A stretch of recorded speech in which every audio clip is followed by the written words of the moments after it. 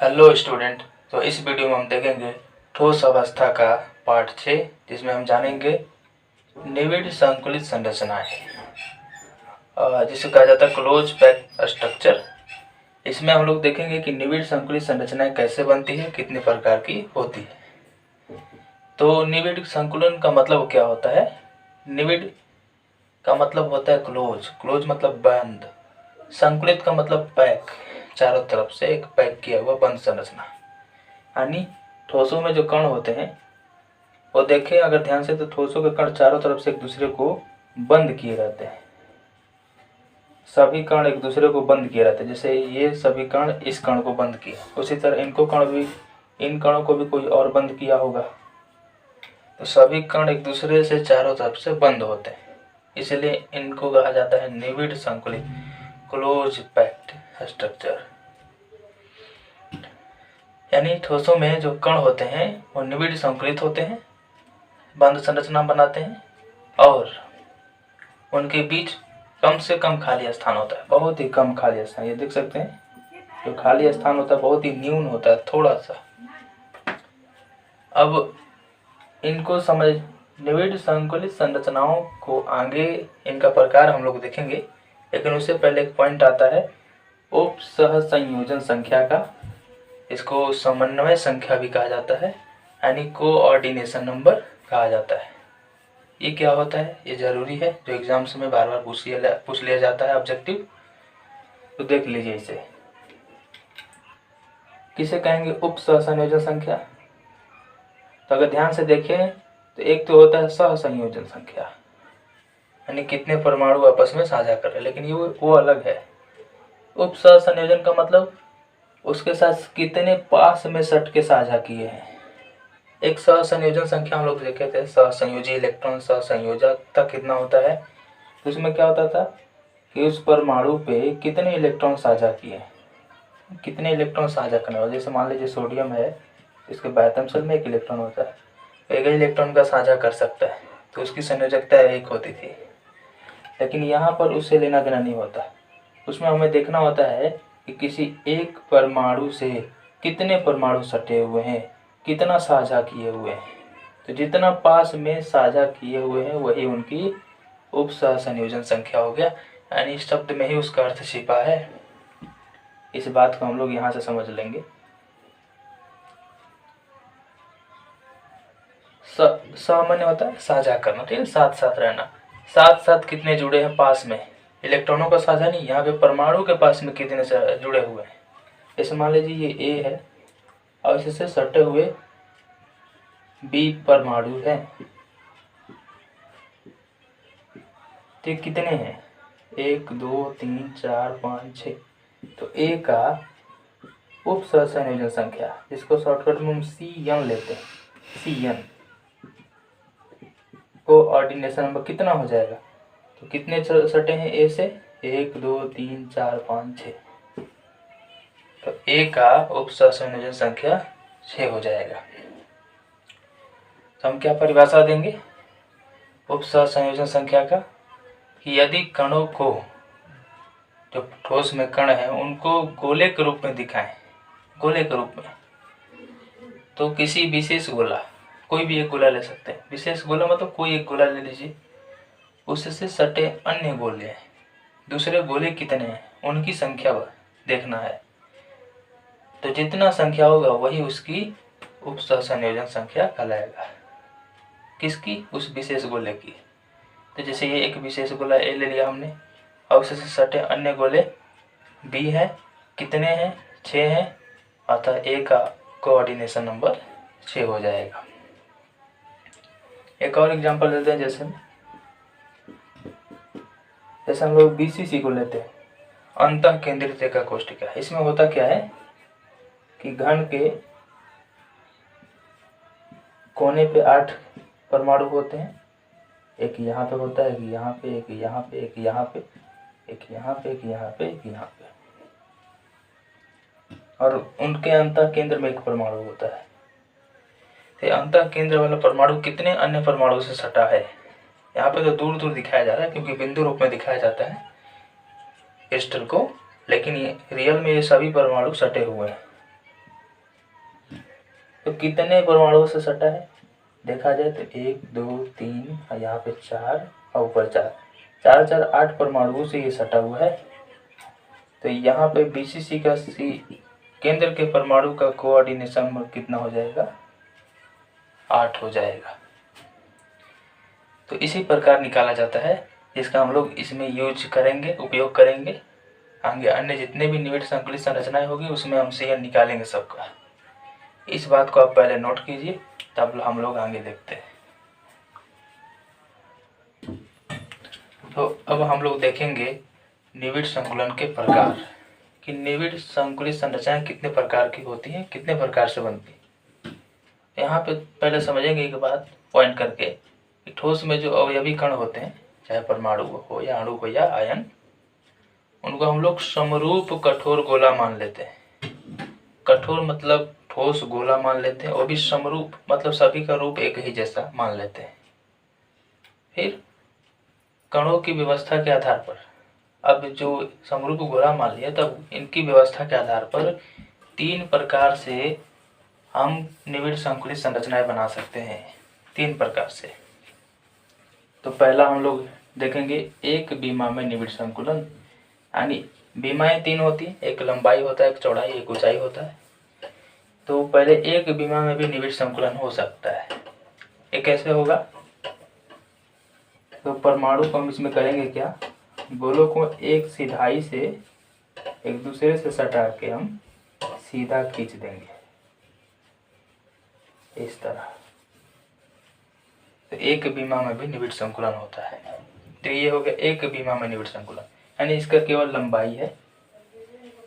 तो ये मत सोचिएगा कि इधर चौड़ाई भी है लंबाई भी नहीं, ऐसी बात नहीं, क्योंकि परमाणु बहुत ही छोटे होते हैं, वो एक खींची गई रेखा से भी बहुत पतले होते हैं, इसलिए इनको केवल एक बीमा माना जाता है। तो अब जब हम इसको एक बीमा में निविड़ संकुलन दिखा दिए, तो अब जो हमने अभी पढ़ा उप सहसंयोजन संख्या, इसको भी देख लेते हैं। तो यहाँ पे किसी एक विशेष गोले का उप सहसंयोजन संख्या कितना होगा, उप सहसंयोजन संख्या कितना होगा, यहाँ पे लिख देते हैं पॉइंट करके। तो देखें किसी एक गोले को पकड़िए आप, तो उसके बगल में कितने गोले सटे हैं, 1 और 1 2, कहीं भी 1 1 2।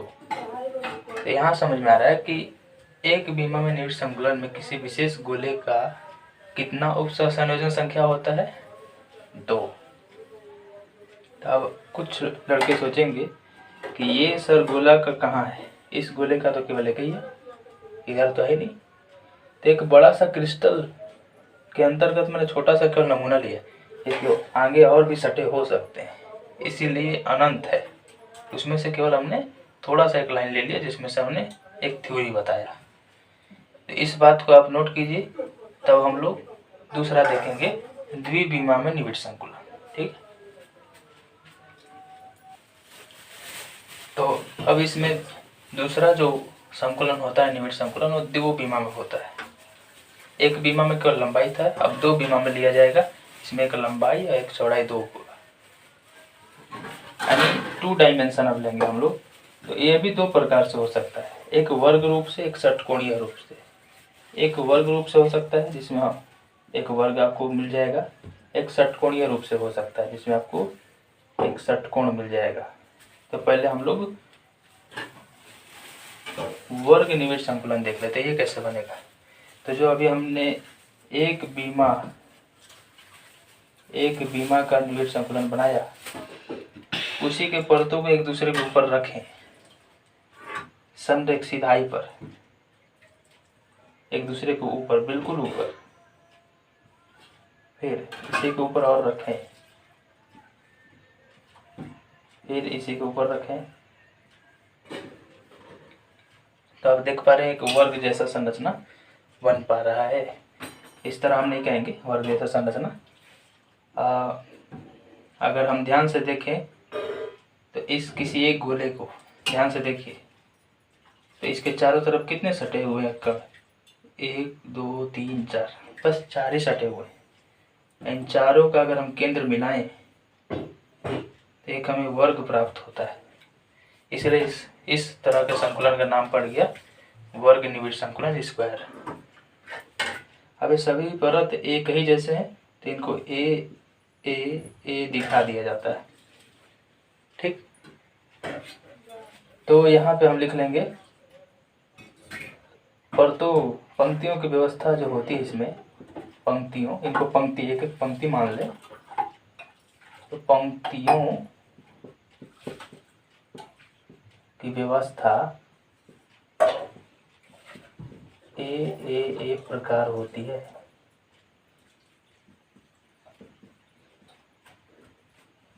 ठीक। और हमें एक बात पता चल गया कि नहीं, यहाँ पे वर्ग बनता है इसलिए इसका नाम पड़ गया वर्ग निविड़ संकुलन। अगर इसके उप संयोजन संख्या की बात कर लें, कोऑर्डिनेशन नंबर की, तो एक गोले से कितने सटे हुए हैं? 4, तो उप संयोजन संख्या हो जाएगा इसका 4। अब 2 बीमा में होने के चलते इसमें देख रहे हैं कि कुछ खाली स्थान भी है और कुछ स्थान घेरा हुआ भी है। तो कणों द्वारा कितना स्थान घेरा गया है? तो जो कणों द्वारा स्थान घेरा जाता है उसको संकुलन क्षमता कहा जाता है। इसके बारे में हम अगले वीडियो में देखेंगे। संकुलन क्षमता कहा जाता है कणों द्वारा घेरा गया स्थान को। तो ये लगभग होता है 50.4% होता है। 50 नहीं, इसको 52 कर लेंगे। और जो खाली स्थान होता है तो घटा के देख सकते हैं, 100 में से 47.6% होता है। यानी कण कितना स्थान इसमें घेर रहे हैं, इतना स्थान, उसका प्रतिशत निकाला, प्रतिशत में बताया जा सकता है जो अनुभव द्वारा निकाला गया है। इसको कैसे निकाला जाता है हम अगले के वीडियो में संकुलन क्षमता में देख लेंगे। उप संयोजन संख्या 4 होता है, खाली स्थान इतने होते हैं। तो बात ये आपको समझ में आ गई होगी। इस बात को आप नोट कीजिए, तब हम दूसरा देखेंगे षटकोणीय निविड़ संकुलन। अब हम लोग दूसरा देखेंगे षटकोणीय निविड़ संकुलन। और षटकोणीय निविड़ संकुलन में होता क्या है कि हम इसमें जो परत हैं कणों के उसको इस प्रकार सजाते हैं। एक बीमा वाले परत को ही लेते हैं पहले, आप इनको इस तरह ले लीजिए और इनके बीच में जो औनमन बन रहा है गड्ढे जैसे, इसको औनमन कहा जाता है या गड्ढा कहा जाता है। इसी में गोले को रखेंगे हम लोग, ठीक है। इस तरह थोड़ा बड़ा करके रखिए ताकि एक दूसरे से सटे रहें। फिर इस तरह, फिर इस तरह इन गड्ढों में कणों को भर देंगे।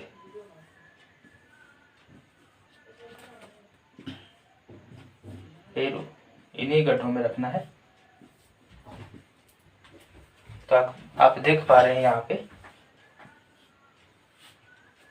एक अलग प्रकार का पंक्ति है, एक बाहर निकला हुआ एक। तो यहाँ पे अगर ये ए प्रकार का है तो दूसरा बी प्रकार का होता है, फिर ए प्रकार का, फिर बी प्रकार का लिया जाता है। यानी पंक्तियों को अलग अलग तरीके से सजाया जाता है, इसलिए इनको ए बी प्रकार कहा जाता है। इसमें जो पंक्तियों की व्यवस्था होती है ए बी प्रकार होता है। अगर हम इसे ध्यान से देखें तो ये षटकोण बनाएंगे इसके कण। किसी एक पर्टिकुलर अगर आप गोले को लें, मान लीजिए इस गोले को लेता हूँ मैं, तो इन केंद्रों को मिलाएं इसके सटे हुए परमाणु के केंद्रों को, तो कुछ इस प्रकार की संरचना बनेगी जो षटकोणीय डिजाइन बनाएगा। तो इसलिए इनका नाम हो जाता है षटकोणीय निविड़ संकुलन। तो अगर उप संयोजन संख्या की बात कर लें तो किसी एक विशेष गोले से कितने परमाणु सटे हैं? 1 2 3 4 5 6। तो परमाणु यहाँ पे उप संयोजन संख्या कितना हो जाएगा? 6। अब यहाँ पे अगर हम संकुलन क्षमता की बात करें कि इनमें कण कितना स्थान घेरे रहते हैं, तो ये वर्ग निविड़ संकुलन से ज़्यादा होता है। वर्ग निविड़ संकुलन से इनका ज़्यादा होता है और ये होता है 60.4%। यानी ये जो है वर्ग निविड़ संकुलन से अधिक दक्ष हैं, यानी इनकी संकुलन क्षमता ज़्यादा है। क्योंकि देख सकते हैं उसमें केवल एक कण को 4 ही छू रहे थे, यहाँ पे 6 छू रहे हैं, तो खाली स्थान कितना हो जाएगा, तो हमारा घट जाएगा 6 पॉइंट। 100 में से इसको 100 में से घटा लेते हैं हम लोग 60.4 को, तो यहाँ पे 6, यहाँ पे 9, यहाँ पे 3, 39.6% हो जाएगा। तो ये हो गया द्विविमा में षटकोणीय निविड़ संकुलन। तो द्विविमा में 2 तरह के, एक वर्ग निविड़, एक षटकोणीय निविड़। ये चूंकि द्विविमा में है तो इसको हम फोकस नहीं करेंगे। त्रिविमा में आता है, वो ज़्यादा इम्पोर्टेंट होता है, इस बात को आप पहले नोट कीजिए। तो हम लोग त्रिविमा में देखेंगे निविड़ संकुलन।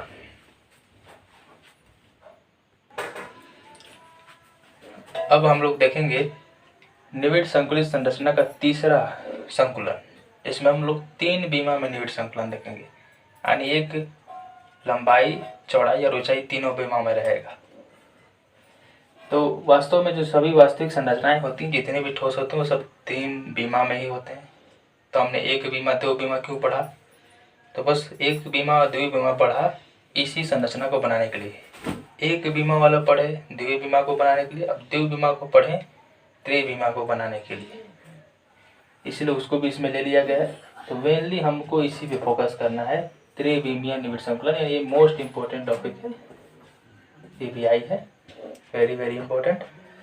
तो अब समझिए, अब इसको बनाते कैसे हैं त्रिविमीय संरचना को। तो जो द्विविमा वाले हैं, लंबाई और चौड़ाई वाले, उन्हीं परतों को एक दूसरे के ऊपर रख के त्रिविमीय बनाते हैं। तो ये भी 2 प्रकार से हो सकता है। क्यों?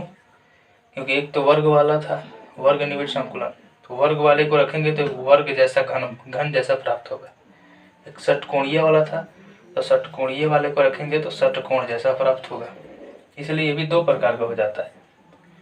यानी ये जो त्रिविमीय निविड़ संकुलन होगा कैसे बनेगा, द्विविमा वाले वर्ग निविड़ संकुलित परतों को एक दूसरे के ऊपर रख कर बनेगा। तो चलिए इसको मैं बना के आपको दिखाता हूँ। तो मान लीजिए एक हम द्विविमा वाले वर्ग निविड़ संकुलित परतों को लेते हैं, फिर इसी के ऊपर, तो ये द्विविमा वाला मैं बना रहा हूँ आपके लिए। यहाँ पे आप देखिए, ये हो गया द्विविमा में निविड़ संकुलन। अब इन्हीं परतों के ऊपर और परत रखेंगे तो एक घन का आकार ले लेगा। कैसे रखेंगे मैं इनको बना के दिखाता हूँ। इसके पीछे कण सटे होंगे, फिर एक यहाँ पे सटा होगा, इनसे भी सटा होगा, फिर इनके पीछे भी और होंगे ऐसे ही परत कणों के, फिर इनके पीछे भी, फिर इनके पीछे भी होंगे और इनके पीछे भी होंगे। यानी आप ध्यान से देखें, एक घन जैसा ये डिजाइन बन रहा है। ठीक है, और सभी परत एक ही प्रकार के हैं, ए प्रकार के। तो आप अगर ध्यान से नहीं देखें तो इस तरह कुछ संरचना आपको नजर आएगा, घन जैसा। ठीक, तो इसको आप नहीं बनाइएगा। अब देखिए, इस प्रकार जब हम परतों को रख देते हैं तो कैसी संरचना बनती है, तो एक सरल घनीय संरचना बनती है। सरल घनीय जालक बनता है, क्योंकि ये केवल घन जैसा डिजाइन है, इसलिए इसको सिंपल सा घनीय जालक बनाता है। Simple cubic lattice. और इसमें जो एकक कोष्ठिका है, एकक कोष्ठिका, तो कैसे इसमें एकक कोष्ठिका की पहचान करेंगे। तो मान लीजिए ये परमाणु है, इसके पीछे अगर इनको ध्यान से देखें तो इसको मिलाइए, इसको मिलाइए, इसको मिलाइए, इसको मिलाइए, इसके नीचे वाले को मिलाइए इसके आगे वाले को, तो एक घन जैसा संरचना बनेगा। घन के कोने पे कितने परमाणु रहते हैं? 8। तो देखा जाए तो ये 8 के ही क्रम में सभी हैं। तो 8 के सभी क्रम में है, तो एक सिंपल सा इनका जो एकक कोष्टिका है वो कैसा है? सरल एकक कोष्टिका है, SCC, सिंपल एकक कोष्टिका है। इसके कोने पर ही केवल परमाणु होते हैं। इनका एकक कोष्टिका ऐसा होगा। अगर इनके कोऑर्डिनेशन नंबर की बात कर लें, प्रत्येक कण की उप सहसंयोजन संख्या कितनी होगी, तो ध्यान से देखा जाए एक कण से कितने सटे हैं? 1 2 3 4। इसी तरह इसके पीछे भी संरचना होगी, तो ऐसा ही वाला संरचना इसको एक छुरा होगा, एक आगे से छुरा होगा। यानी यहाँ पे एक कण का 6 उप सहसंयोजन संख्या होगा। इस बात को अगर ध्यान से समझे तो ये जो द्विविमों में 4 छूते हैं, ऐसा ही पीछे भी है, तो ऐसा ही संरचना इसको छुरा होगा। ये नहीं छुएंगे पीछे वाले परतों में, ये इसको नहीं छुएंगे। यानी इसमें उप सहसंयोजन संख्या 6 होती है। फिर अब बात कर लेते हैं थोड़ा सा एक और पॉइंट। तो इनमें परतों की व्यवस्था कैसी है? सब ए प्रकार की व्यवस्था है। परतों की व्यवस्था ए प्रकार की है। इतने सारे पॉइंट्स है इसमें, इन बातों को आप नोट कीजिए। फिर हम दूसरा देखेंगे, द्विविमा में षटकोणीय निविड़ संकुलित परतों को एक दूसरे के ऊपर रख के कैसे बनाया जाता है, त्रिविमीय निविड़ संकुलन।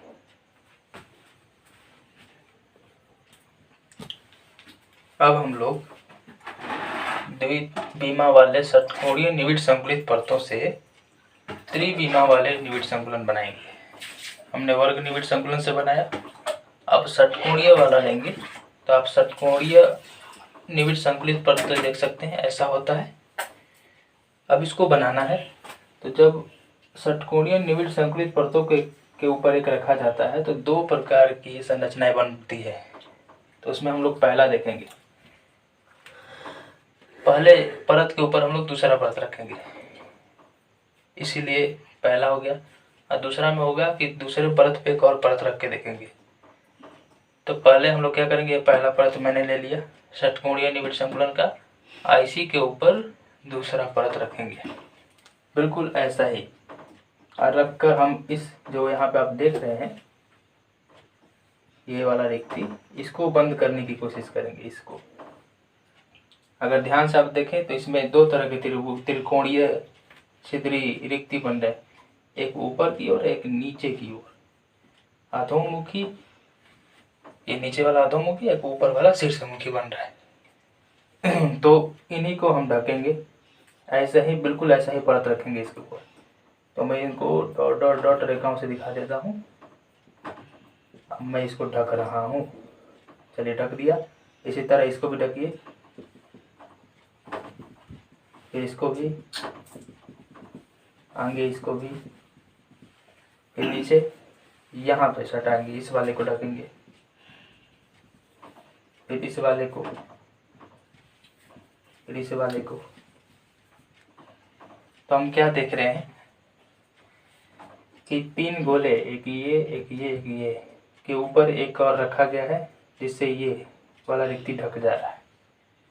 लेकिन ध्यान से देखें तो ये जो 3 बन रहे हैं, एक ये, दूसरा ये और ये तीसरा, इसके बीच जो रिक्ति बन रहा है वो, और एक 3 पीछे इसके हैं, यानी इसमें 2 तरह की संरचनाएं बन रही है।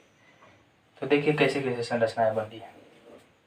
एक संरचना में 3 गोले के ऊपर, एक संरचना में क्या हो रहा है कि 3 गोले के ऊपर एक गोला है, इन पिछले 3 गोले के ऊपर एक गोला है, यानी 4 गोले बन रहे हैं। 4 गोले जब हम एक दूसरे से संपर्क में ला रहे हैं तो एक संरचना में हम देख रहे हैं कि इन 3 गोले के ऊपर एक गोला है। और आगे थोड़ा सा ध्यान से देखें हम इधर, तो ध्यान से देखिए इधर, ये जो 3 गोले हैं, 1 2 3, और इसके पीछे हाँ, इस वाले गोलों को ध्यान से देखिए, एक इनके पीछे इस वाले परत को ध्यान से देखें तो इसका 1 2 ये 3 गोला, इसके ऊपर जो दूसरा परत हमने रखा उसका 1 गोला 2 गोला ये 3 गोला, यानी कुछ इस प्रकार का संरचना बन रहा है। यानी ये 3 इसके ऊपर ये 1 2 ये 3, यानी इस संरचना में हम छिद्र को बंद कर रहे हैं, लेकिन दूसरे संरचना में छिद्र बंद नहीं हो रहा है, वो उसी तरह रह जा रहा है, जिसमें एक दूसरे वाले त्रिभुज का ऊपर मुखी है, ठीक, ये जो ऊपर वाला रखा है उसके नीचे मुखी रिक्ति जा रही है।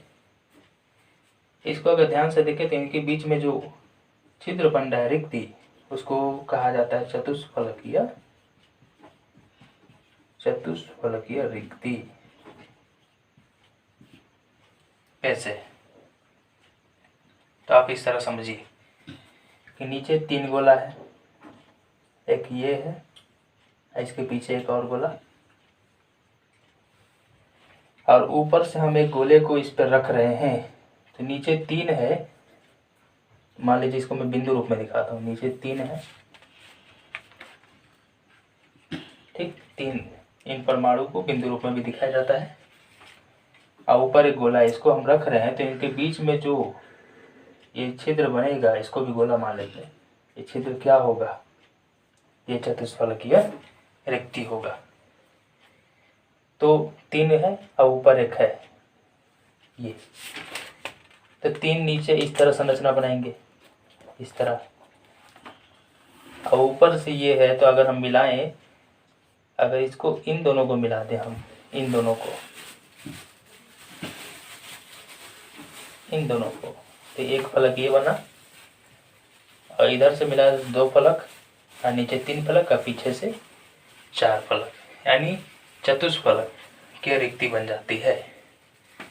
तो इसको और अच्छे से समझाने के लिए यहाँ पे इस तरह बना देता हूँ मैं, कि मान लीजिए एक तीनों ये और अंदर की तरफ चतुष्फलक, यानी ये नीचे 3 परमाणु और ऊपर ये वाला परमाणु, आगे 2 फलक मिलाए इन दोनों को तो एक फलक बना, अब पीछे से मिला तो पीछे एक फलक, इधर से एक फलक, 4 फलक बन रहा है, यानी चतुष्फलक बन रहा है। इसको टेट्राहेड्रल वॉइड्स कहा जाता है, जिसके बारे में अगले वीडियो में हम लोग देखेंगे विधिवत रूप से। अगर इनको देखें तो यहाँ पे तो 4 परमाणु थे, यहाँ पे 6 परमाणु हैं, इनके बीच जो रिक्ति है वो अष्टफलकीय होता है, अष्टफलकीय रिक्ति। कैसे, तो हम इधर देख लेते हैं। मान लीजिए ये परमाणु है नीचे रखे हुए, और ऊपर से 3 और हैं जो कुछ इस तरह है, आगे है एक, इनके पीछे एक दूसरे के, यानी इनकी त्रिकोणीय, इनका जो त्रिकोणीय रिक्ति वो नीचे की ओर, इनका त्रिकोणीय ऊपर की ओर, इनका त्रिकोणीय नीचे की ओर, यानी इनमें जो त्रिकोणीय बन रहा है निचले परत का त्रिकोणीय वो नीचे की ओर है, और ऊपर वाले का इस तरह कुछ स्टार जैसा डिजाइन, यानी नीचे वाले का इस तरह है और ऊपर वाले का इस तरह है। इनको मैं परमाणु रूप में लेता हूँ, इसको हम लोग लेते हैं इस तरह 3 बिंदु के रूप में, 1 2 3, इनको भी लेते हैं, इनका पीछे 2 बिंदु है और ये आगे 3, तो हम इन तीनों को मिलाते हैं। चलिए ये आगे इस तरह मिला दिया हमने, इसको मिला दिए, इसको मिला दिए, एक फलक तैयार हो गया। ऊपर वाले को भी मिलाइए, ये दूसरा फलक तैयार हो गया। अगर आप इनको और इनको मिलाते हैं तो तीसरा फलक तैयार होगा, इनको मिलाते हैं तो चौथा फलक, और इसको मिलाते हैं तो 5वां फलक। अगर इस अंदर वाले जो ये परमाणु है इसको मिला देते हैं इस वाले परमाणु से, तो ये 6वां फलक, ऐसे से मिलाते हैं तो ये बीच वाला 7, इधर वाला 8, यानी अष्टफलकीय रिक्ति इनके बीच में बनती है।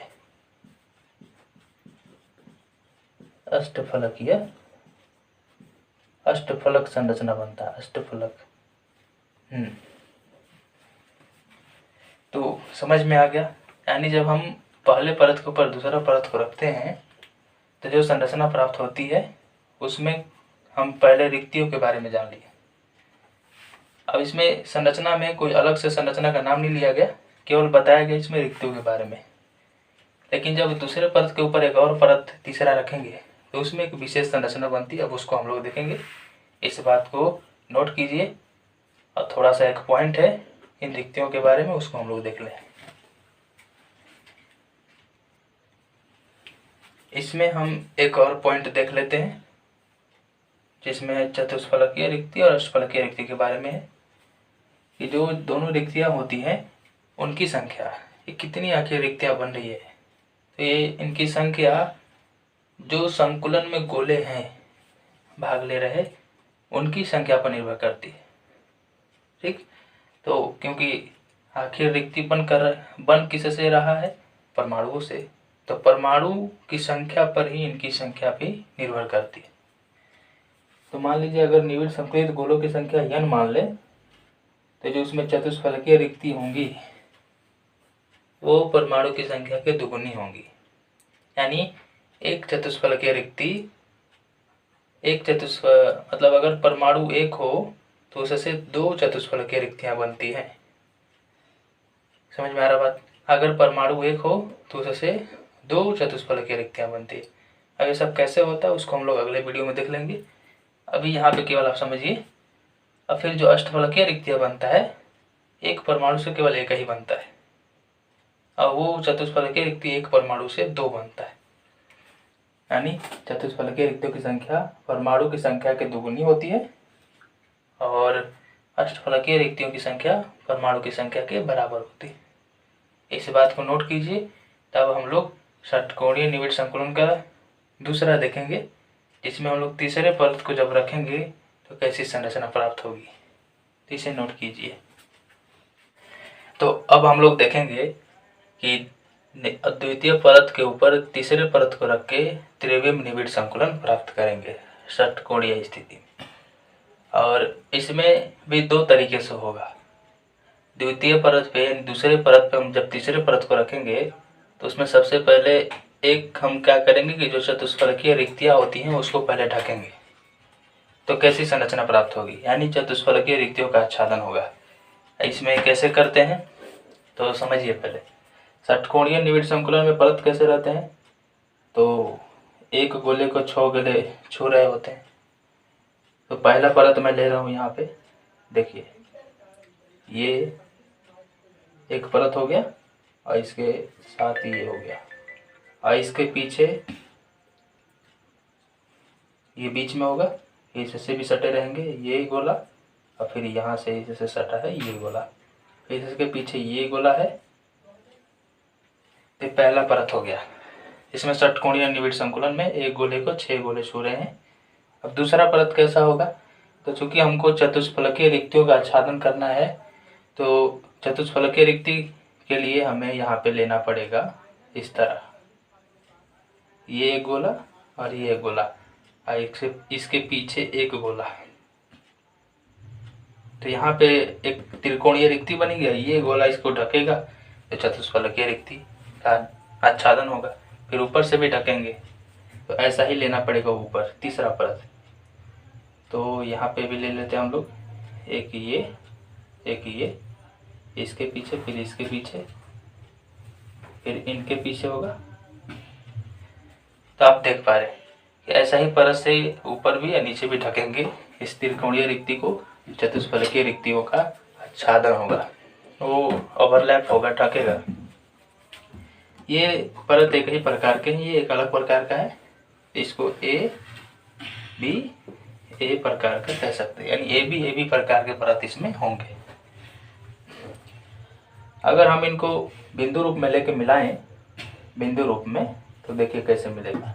इन दोनों को हम ले लेते हैं थोड़ा दूर पे, इस कदर और इस कदर, इन दो गोलों को। फिर इनके पीछे ये दो गोले हैं, इधर ले लेता हूँ मैं इनको, यहाँ पे और यहाँ पे। तो इनके पीछे ये दो गोले हैं, तो इनको बिंदु रूप में मैं ले लेता हूँ, परमाणु रूप में जा। फिर बीच में ये 3 हैं, इनको भी ले लिया जाए,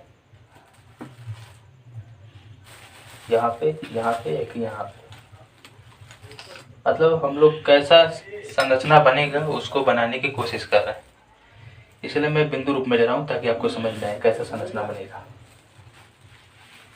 फिर देखिए अभी मिला दीजिए तब आपको समझ में आएगा, मैं मिलाते भी चल रहा हूँ ताकि आपको समझ में आए। तो इन दोनों परमाणुओं को मिलाते हैं इस तरह, फिर इनको मिलाइए, फिर इनको मिलाइए, फिर इनको मिलाइए, फिर इनको और फिर इनको मिलाइए, तो षटकोणीय बन गया डिजाइन ऊपर। फिर नीचे वाला को भी मिलाइए तो ये त्रिकोणीय बन जाएगा। फिर ऐसा ही संरचना नीचे भी बनाते हैं हम लोग। तो यहाँ पे 2 परमाणु है, इसको ले लीजिए इस तरह, फिर यहाँ पे ले लीजिए, फिर इन दोनों को लीजिए यहाँ पे, फिर ऊपर ले लीजिए ये वाला, यहाँ पे ले लेता हूँ मैं, फिर यहाँ पे इनको भी मिलाएंगे तो ये षटकोणीय डिजाइन बनेगा। चलिए बना लेते हैं, इस तरह मिलाइए, इस तरह, फिर इस तरह। तो देखिए नीचे भी षटकोणीय डिजाइन बन गया। अगर हम इनको मिलाएंगे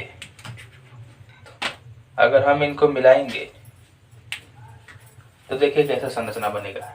इन परमाणुओं को इससे मिलाएंगे, इस सामने वाले को सामने वाले से मिलाएंगे, इधर वाले को इधर वाले से मिलाएंगे, और पीछे वाले को पीछे वाले परमाणु से मिलाएंगे। तो मिलाइए, इस वाले को हम मिलाएंगे इस वाले से। तो देखिए मैं डॉट डॉट करके मिला देता हूँ ताकि आपको समझ में आएगा। फिर इसको इससे मिला दीजिए, चाहे पूरा खींच देते हैं ताकि आपको समझ में आए। इस तरह, फिर इस तरह, फिर इधर वाले को इस वाले से मिलाइए, फिर इधर वाले को इस वाले से मिलाइए। पीछे वाले है इनको इस पॉइंट से मिलाना है, तो हम लोग बिंदु करके डैश मिला देते हैं। बीच वाला किसी से नहीं मिलेगा, बीच वाला उसी तरह रहेगा। अगर हम इस वाले परमाणु को रखना चाहते हैं यहाँ पे, तो यहाँ पे केंद्र बनाना पड़ेगा। इसको इससे मिला दीजिए, इसको इससे से और इसको इससे से मिला दीजिए, तो यहाँ पे भी परमाणु आ जाएगा।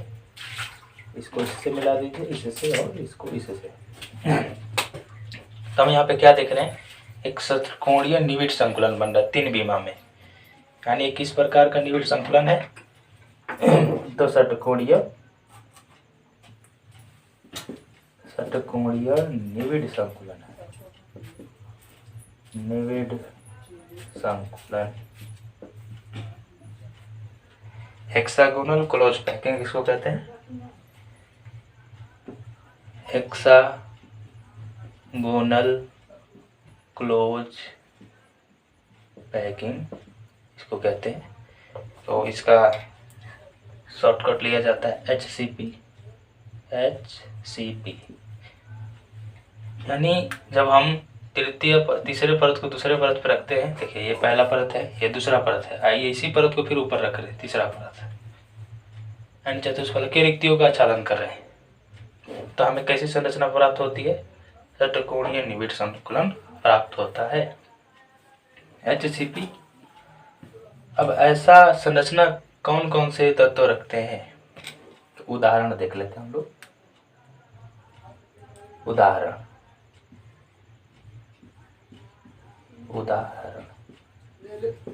तो इसमें संरचना रखते हैं मैग्नीशियम रखता है और जिंक रखता है। वो कैसा संरचना रखते हैं, षटकोणीय निविड़ संकुलन। ग्रेफाइट भी ऐसा ही संरचना रखता है। अब देखिए अगर हम इसके कोऑर्डिनेशन नंबर की बात कर लें, उप सहसंयोजन संख्या की, कि आखिर इसमें एक कण अन्य कितने कणों से सटा रहता है। तो अगर हम यहाँ पे ध्यान से देखें तो ये वाला कण कितने से सटा है, 1 2 3 4 5 6, और नीचे से ये 3 से सटा है, अगर ये सटेगा एक दूसरे में तो 1 2 3 तो 6 7 8 9 हुआ। ऐसा ही परत फिर आएगा बी, जैसे ए के बाद बी आया, बी के बाद फिर आया, तो फिर ए के बाद बी आएगा, तो ये वाला परत फिर ऊपर से इसको ढकेगा।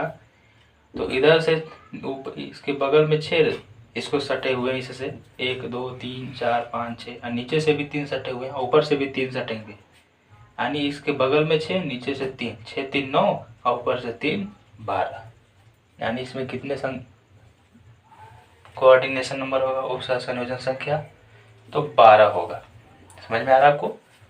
फिर अगर एक और पॉइंट बात कर लें कि इसमें कितने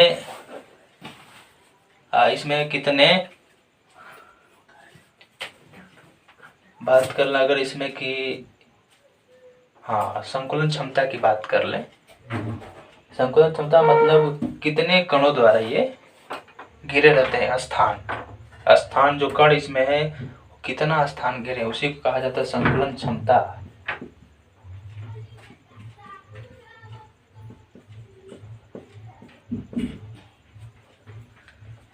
तो कणों द्वारा घेरे गए स्थान को संकुलन क्षमता कहा जाता है, जिसके बारे में हम अगले वीडियो में जानेंगे कैसे निकाला जाता है इसको। लेकिन ये अभी जान लीजिए कि इसका कितना होता है। इसका होता है 74%, 74% होता है, यानी कणों द्वारा घेरा गया स्थान इसमें 4% होता है। खाली स्थान तब कितना होगा, खाली स्थान इसको भी देख लेते हैं, तो 100 में से घटाइए कितना बचेगा, 26% इसका खाली स्थान होगा। परतों की व्यवस्था कैसी है, तो परतों की व्यवस्था है ए बी प्रकार परतों की व्यवस्था है। तो इसमें हमारी मेन बिंदु यहाँ पे होना चाहिए, इनका सीएम कितना होता है, संकुलन क्षमता कितना होता है, खाली स्थान भी पूछ लेता है एग्जाम में, इन बातों को नोट करना है। तो इस बात को नोट कीजिए। फिर हम दूसरा अष्टफलकीय रिक्तियों का आच्छादन देखेंगे, इसे नोट कीजिए। अब हम लोग देखेंगे अष्टफलकीय रिक्तियों का आच्छादन। अब हमें परतों को इस प्रकार रखना है, षटकोणीय निविड़ संकुलित परतों को, कि ताकि अष्टफलकीय रिक्तियों का क्या हो सके, आच्छादन हो सके, यानी वो एक दूसरे से ढक सके। तो पहले जानेंगे कि अष्टफलकीय रिक्ति बनता कैसे है। तो हम लोग जानते हैं कि जब तीन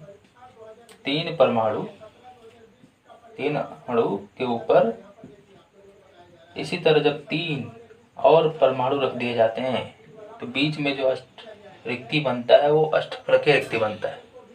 तो यहाँ पे देखिए अगर ध्यान से, हमें परतों को इस प्रकार भी लेना है, इन षटकोणीय निविड़ संकुलित परतों को इस प्रकार लेना है ताकि अष्टफलकीय रिक्तियों का आच्छादन हो सके। तो मैंने समझाने के लिए इसको ले लिया है। आप देख सकते हैं कि यहाँ पे 3 परमाणु है और यहाँ पे 3 परमाणु है। इन दोनों को अगर एक दूसरे के ऊपर रखा जाएगा तो यहाँ पे जो अष्टफलकीय रिक्ति बन रहा है वो ढकेगा, रिक्ति बनेगा। अभी अष्टफलकीय रिक्ति बनेगा, इनको ढकना है तो नीचे से भी एक परमाणु लेना होगा ताकि ये ढक सके, और ऊपर से भी लेना पड़ेगा ताकि ये ढक जाए। क्योंकि इनको ढकना है तो ऊपर से भी इसमें परमाणु रखेंगे, पीछे से भी रखेंगे, तो आच्छादन करना है। तो अब देखें अगर यहाँ पे ध्यान से, तो ये एक परमाणु है ये प्रकार का परत हो गया, ये एक अलग प्रकार का है तो इसको बी मान लेंगे। और इसको देखा जाए तो ये भी एक अलग प्रकार का है। क्यों? क्योंकि इसका डायरेक्शन आगे की ओर, उसका पीछे की ओर डायरेक्शन है। तो ये सी प्रकार का। फिर आगे ये वाला परत को देखें तो इसी की तरह है, तो ये फिर ए प्रकार का। और इसमें परतों की व्यवस्था किस प्रकार लेना है, तो ए बी सी प्रकार से परतों की व्यवस्था इसमें लेना है। ठीक, अब हम लोग इसको समझेंगे बात को। अगर ध्यान से देखें तो ये तो षटकोणीय निविड़ होना चाहिए था, ये कैसे है, तो इसको आप बंद करें तो देख सकते हैं इस परमाणु को 1 2 3 4, यहाँ पे 2 और होना चाहिए था, यहाँ पे भी वैसे होना चाहिए था, लेकिन उसको नहीं लिया गया क्योंकि हमें एक विशेष संरचना बनाना है, इसीलिए नहीं लिया गया। तो देखिए बाकी लिया गया है एक विशेष संरचना तैयार करने के लिए। अब हम क्या करेंगे कि इसको बिंदु रूप में मैं यहाँ पे ले लेता हूँ समझाने के लिए। इसका हम स्ट्रक्चर बनाएंगे, इन दोनों परमाणुओं को मैं यहाँ पे ले लेता हूँ बिंदु रूप में। ये जो लाल वाला है इसको भी हम लोग ले लेते हैं यहाँ पे ले लेते हैं। हाँ, अब समझते चलिएगा। अब इनको हम मिला देते हैं, तो इनको हम लोग मिला देंगे तो इस तरह का संरचना पहले बन जाएगा फलक, ये बन गया। ठीक है, अब हम लोग क्या करेंगे, इधर का हमने इससे मिला दिया, फिर इससे मिला दिया, फिर इनको इससे मिला दिया और इस वाले परमाणु से मिला दिया। अब क्या करेंगे, इस पीछे वाले परमाणु को इन दोनों परमाणु से मिलाएंगे, इसके पीछे वाले से। तो यहाँ पे देखिए ये इसके बीच में है, तो इनको मैं बीच में बना देता हूँ, इसको यहाँ पे बना देता हूँ। फिर ये दोनों बाहर हैं इसके सोजाई पर, इनकी सोजाई पे। तो लाल वाले से मैं बना देता हूँ इनको, इसको इससे और इसको इससे बना देता हूँ। फिर ये वाला परमाणु से हमको मिलाना है, चलिए इसको बना देते हैं। मतलब क्या करना है, इस वाले परमाणु को इन दोनों से, फिर इन दोनों को इससे मिलाना है। तो चलिए मिला देते हैं, इसको इससे मिलाएंगे, इसको इससे मिलाएंगे, इसको इससे मिलाएंगे और इसको इससे मिलाएंगे। अब आपको समझ में आ रहा होगा कि ये एक चतुष्फलक की संरचना बनने जा रहा है। तो करना क्या, बाकी को मिला दीजिए, इसको इससे मिला दीजिए, इस वाले से इसको इस वाले से मिला दीजिए, इसको इस वाले से मिला दीजिए, इसको इस वाले से मिला दीजिए। तो एक घन जैसा डिजाइन इसमें बन जाएगा, घन जैसा डिजाइन इसमें बन जाएगा। अगर तो चलिए इन परमाणुओं को हमने ले लिया, इन तीनों परमाणुओं को भी हमने ले लिया। ठीक है, अब ये जो बीच में 3-3 बचे हैं, इनको कहाँ हम एडजस्ट करेंगे। तो ये जो 3-3 है ये सभी फलकों पर रहेंगे, सभी फलकों पर। ये 3 कहाँ रहेंगे, तो ये जो अगला वाला है वो ऊपर वाले फलक पर रहेगा। ये जो फलक ऊपर वाला बन रहा है, तो इसको मैं यहाँ पे दिखा देता हूँ। और ये जो है वो उधर वाले फलक पे रहेंगे, इधर वाले फलक पे इधर। और ये जो इधर वाला है ये इस फलक पे रहेगा। यहाँ पे बना देते हैं, थोड़ा इसको और नीचे बना देते हैं ताकि आपको समझ में आए। ये आएंगे इधर, ये दोनों अन्य दो फलकों पर। यानी ये जो 6 परमाणु हैं जो अष्टफलकीय रिक्तियों का आच्छादन कर रहे हैं, वो कहाँ रहेंगे, सभी फलकों पर रहेंगे। और ये जो परमाणु है सभी कोनों पर रहेंगे। अब इन तीनों को बना लेते हैं, तो ये दोनों इधर वाले दोनों फलकों पर रहेंगे। चलिए यहाँ पे दोनों आ गए। ये जो तीसरा है इधर रहेगा, किस फलकों पर रहेगा, पीछे वाले फलक पे। ये जो ऊपर वाला फलक आपको दिखाई दे रहा है ये यहाँ पर रहेगा। तो यहाँ पे हम इसको कर लेते हैं, यहाँ पे। इस प्रकार 6 फलक पर परमाणु है, यानी फलक केंद्रित संरचना बन रही है।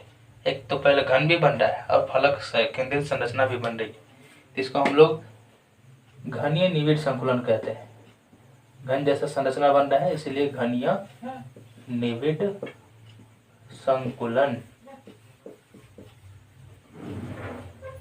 यानी क्यूबिक क्लोज पैकिंग, यानी इनका शॉर्टकट होता है CCP। CCP लिया जाता है इनके लिए, इनको CCP कहा जाता है, घनीय निविड़ संकुलन को। या हम इसको कह सकते हैं क्या, क्योंकि फलक पे भी इसके परमाणु केंद्रित है, इसको हम लोग फलक केंद्रित भी बोल सकते हैं। फलक केंद्रित घनीय, या एक कोष्टिका घनीय बोलेंगे यहाँ पे क्योंकि घन है। फलक केंद्रित घनीय यानी फेस सेंटरेड क्यूबिक, शॉर्टकट में इसका होगा FCC बोलेंगे।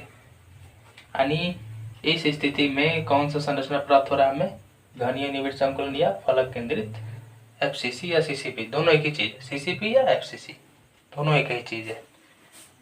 अब हम इसकी बात कर लेते हैं कि उदाहरण कौन कौन से इसमें आते हैं। उदाहरण की इसमें तांबा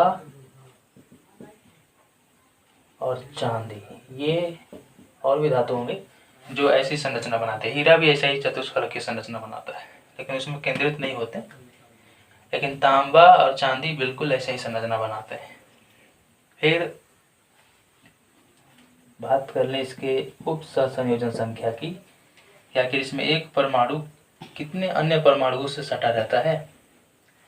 इसमें भी 12 ही होता है, इसको आप कल्पना करके देख सकते हैं। तो इसमें भी 12 ही होता है। और संकुलन क्षमता की बात कर लें, संकुलन क्षमता यानी कणों द्वारा घेरे गए स्थान की प्रतिशत, वो भी 74% ही होता है, क्योंकि इनकी FCC, CCP और HCP तीनों की क्षमता बराबर होती है।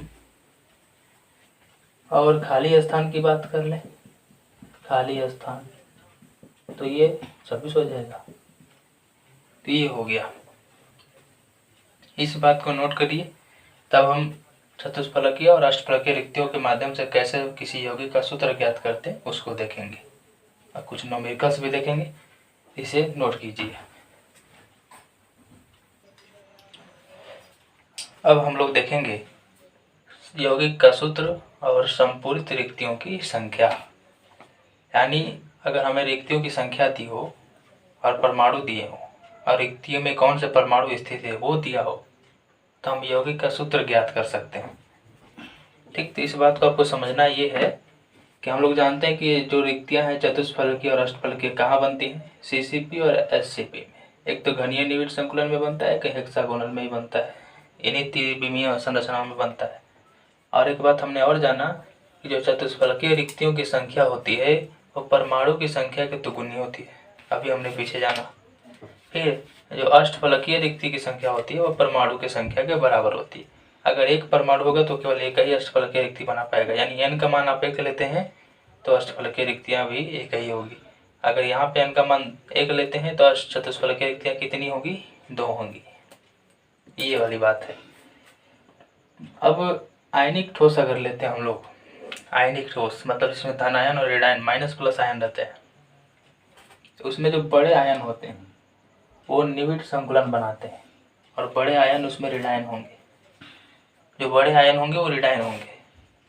यानी मान लीजिए एक आयनिक ठोस 2 परमाणुओं से मिलकर बना, तो मान लीजिए एक छोटा होगा एक बड़ा होगा, एक बड़ा एक छोटा, इसी तरह क्रम चलेगा।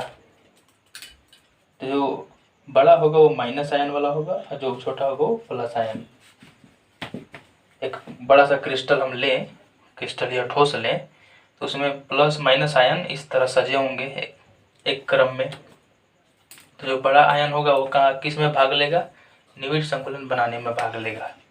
और जो छोटे आयन होंगे यानी जो धनायन होंगे वो किस में भाग लेंगे, रिक्तियों में भाग लेंगे। यानी ये बड़े आयन चारों तरफ से क्लोज पैकिंग बनाएंगे और जो खाली स्थान बच जाएगा उसमें ही धनायन भर जाएंगे। तो ये सामान्यतः नियम है, सामान्यतः मतलब ये हो भी सकता है नहीं भी हो सकता है, इसलिए सामान्यतः लिया जाता है। तो अभी सामान्यतः ज़्यादातर देखा जाता है कि ऋणायन ही बड़े आयन बनाते हैं और यही निविड़ संकुलन बनाते हैं, धनायन खाली स्थान में भरे होते हैं। अगर धनायन छोटा है तो चतुष्फलकीय रिक्ति बनाता है और बड़ा है तो अष्टफलकीय रिक्ति बनाता है। कैसे, यहाँ पे मैं आपको समझा देता हूँ। तो मान लीजिए एक धनायन हमने लिया प्लस, ये छोटा है, छोटा है, तो देखिए इसे से कितने परमाणु सटेंगे। चलिए मैंने तो छोटा छोटा सटाया, अगर बड़ा है तो बहुत ज़्यादा परमाणु सटेंगे, है ना। छोटा है तो बहुत कम परमाणु सटेंगे, बड़ा है तो बहुत ज़्यादा। तो इसीलिए छोटा रहेगा तो चतुष्फलकीय ही बनाएगा, बड़ा रहेगा तो अष्टफलकीय थोड़ा बड़ा बनाएगा।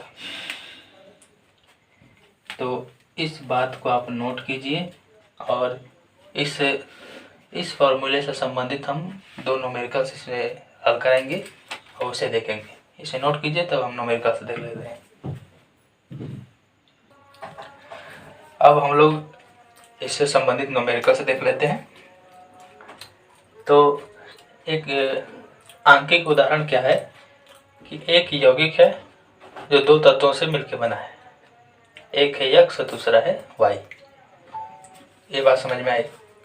फिर जो y तत्व है इस यौगिक में,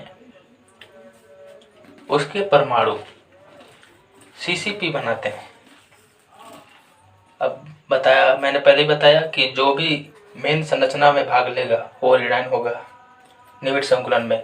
तो निविड़ संकुलन में भाग लेते हैं यानी CCP संरचना बनाते हैं वाई तत्व के परमाणु। और जो यक्स तत्व है उसके परमाणु रिक्तियों में भरे हैं। किस रिक्तियों में? अष्टफलकीय रिक्तियों में भरे हैं। तो जो रिक्तियों में भाग लेते हैं वो सामान्यतः धनायन ही होते हैं, यानी ये धनायन है। हमें क्या करना है? यौगिक का सूत्र बताना है।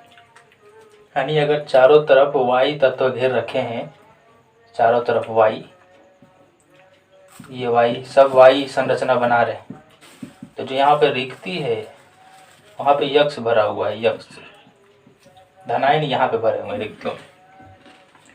तो इनकी संख्या के आधार पे हमें यौगिक का सूत्र निकालना है। तो मान लीजिए इस यौगिक में वाई परमाणु कितने हैं, वाई तत्व के परमाणु कितने हैं? तो मान लेते हैं कि माना वाई तत्व के परमाणुओं की संख्या बराबर है, परमाणुओं की संख्या बराबर n मान लेते हैं। ऐसे भी परमाणु की संख्या n ही मान रहे हैं शुरू से।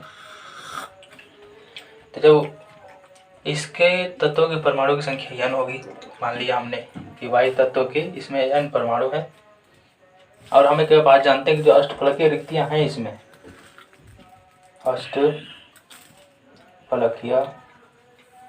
रिक्ति, तो उसकी संख्या कितनी है, रिक्तियों की संख्या। तो हमने अभी जाना कि जो अष्टफलकीय रिक्तियां होती हैं उसकी संख्या परमाणु की संख्या के ही बराबर होती है। यानी इसकी भी संख्या किसके बराबर है? वाई तत्व के परमाणुओं की संख्या के, यानी n। तो जब अष्टफलकीय रिक्तियों की संख्या इसी के बराबर है, अब हम क्या देख रहे हैं? ये बोल रहा है कि यक्स तत्व भी कहाँ पे है? अष्टफलकीय रिक्ति में ही है।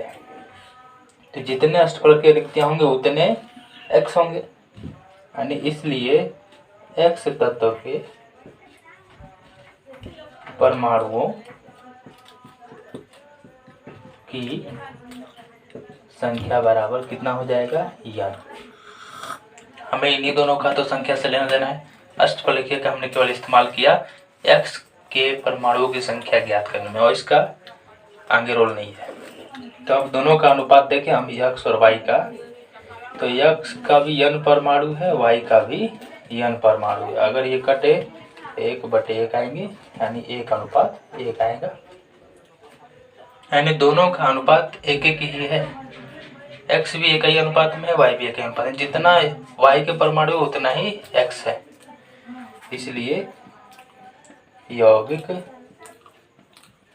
का सूत्र हो जाएगा हमारा x 1 है और y भी 1 है, x y के बाद हो जाएगा। इसमें करते क्या है?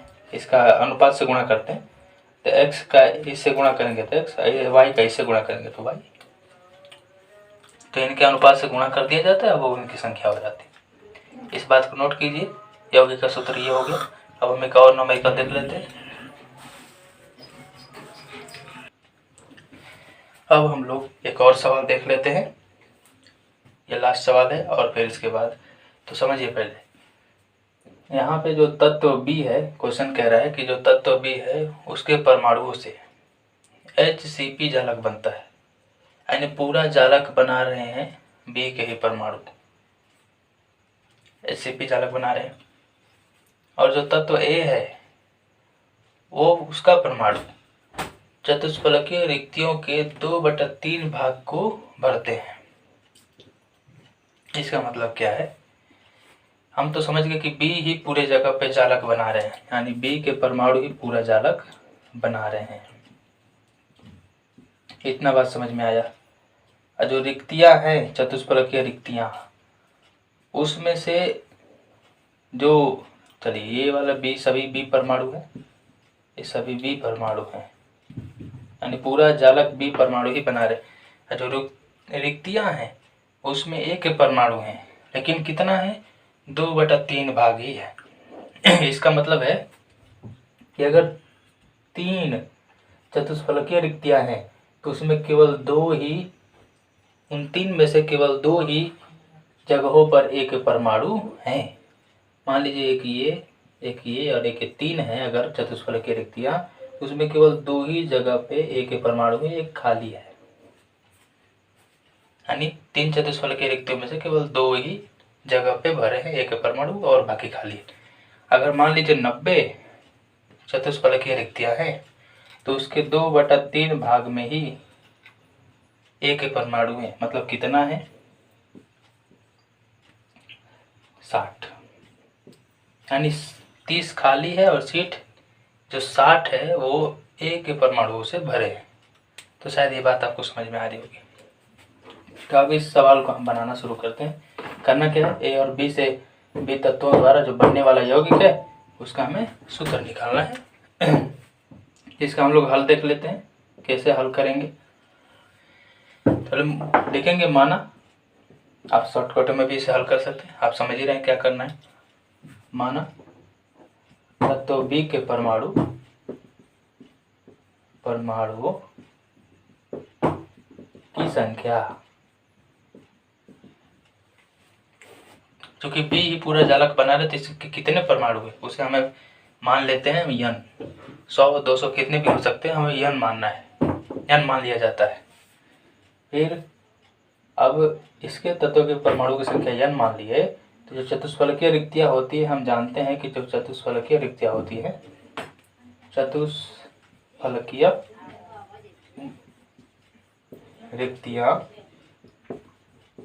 उनकी संख्या, तो चतुष्फलकीय रिक्तियां होती है उनकी संख्या परमाणु की संख्या के दुगुनी होती है, यानी 2n होती है। यह भी हमने जाना कि जो भी तत्व होते हैं उनके परमाणु की संख्या जितनी होती है उस क्रिस्टल में, उसकी संख्या के दुगुनी होती है चतुष्फलकीय रिक्तियों की संख्या। अब हम एक बात जानते हैं कि जो एक परमाणु है वो कहाँ भरे हैं? चतुष्फलकीय रिक्तियों में ही भरे हैं। लेकिन इस चतुष्फलकीय रिक्तियों की संख्या के कितने भरे हैं? तो 2/3 भाग ही भरे हैं। हमें चतुष्फलकीय रिक्तियों की संख्या का पता चल गया कि इतना संख्या है। इस संख्या में कितने भाग भरे हैं? केवल 2/3 भाग। तो ए के परमाणु की संख्या कितनी है तब? इसलिए ए के परमाणुओं की संख्या बराबर, ये ए के परमाणु चतुष्फलकीय रिक्ति के 2/3 भाग में ही है। चतुष्फलकीय रिक्ति इतना है तो उसके 2/3 भाग में ए के परमाणु भरे, तो कितना हो जाएगा? 4n/3 हो जाएगा। तो अब हम अनुपात निकाल लेते हैं। ए को ऊपर रखिए और बी को नीचे रखिए। ए का मान कितना आया? 4n/3 और बी का मान कितना है? n। ये n से n कट जाएगा, आ जाएगा 4/3, है ना, वो नीचे आ जाता है। तो अब देखें हम, तो क्या हमें पता चल रहा है कि यौगिक का सूत्र ए जो है 4 अनुपात में है और बी 3 अनुपात में। इसका मतलब है कि बी के परमाणु अगर 3 हैं तो ए के परमाणु 4 हैं। तो ये तो बात आपको समझ में आई रहा है। इसको हमें यौगिक का सूत्र निकालना, उतना क्या समझना। तो चलिए, इसलिए यौगिक का सूत्र, यानी अगर ए का परमाणु 4 है तो बी का परमाणु 3 है। इस तरह का इनका अनुपात है। तो समझेंगे कैसे करते हैं। ए के नीचे 4 लिख देते हैं यौगिक का सूत्र के लिए, अब बी के नीचे 3 लिख देते हैं। यानी उस यौगिक का सूत्र है A4B3। आप ऐसे भी अन्य सूत्र देखे होंगे किसी, जैसे जल का सूत्र होता है H2O। क्या केवल H2O ही रहता है पानी में? नहीं, बहुत सारे H2O हैं, लेकिन उनमें से हम फिक्स अनुपात लिखते हैं H2O। यानी AB का बहुत बड़ा क्रिस्टल, लेकिन उसमें कैसे कण जुड़े हुए? तो 4 A परमाणु से 3 B परमाणु ही जुड़ा है। इसलिए हमको इसी तरह जैसे H2O लिखते हैं उसी तरह इसमें, यानी A के 4 परमाणु है तो उसी से जुड़ा है 3 परमाणु B का। तो इस बात को नोट कर लीजिए। और अब हम ये समाप्त होता है यहाँ से वीडियो। अब हम लोग अगला वीडियो देखेंगे चतुष्फलकीय रिक्ति और अष्टफलकीय रिक्ति पे। तो चलिए मिलते हैं अगले वीडियो में। धन्यवाद।